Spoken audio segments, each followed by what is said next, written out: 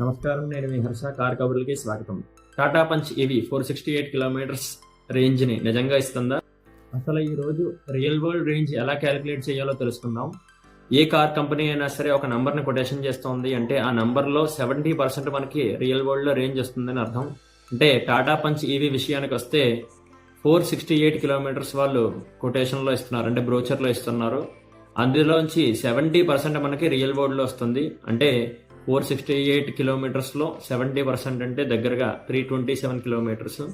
అలాగే టాటా వాళ్ళు కూడా C75 అని చెప్పేసి వాళ్ళ దగ్గర ఉన్న డేటా ప్రకారం 75% మీకు రియల్ వరల్డ్లో వస్తుంది అని చెప్పేసి 355 కిలోమీటర్ల నుంచి 360 కిలోమీటర్ల వరకు మీకు ఆన్ రోడ్ ఈ ఈవీ యొక్క రేంజ్ వస్తుంది అని చెప్పేసి చెప్తున్నారు.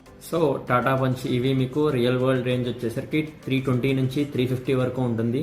మీరు హైపర్ మైలింగ్ చేస్తే ఇంకా ఎక్కువ మీ కార్ నుంచి పొందేలాగా చూసుకోవచ్చు. ఈ హైపర్ మైలింగ్ ఏంటో నెక్స్ట్ వీడియోలో తెలుసుకుందాము. మరిన్ని వీడియోస్ కోసం like, share and subscribe to our channel.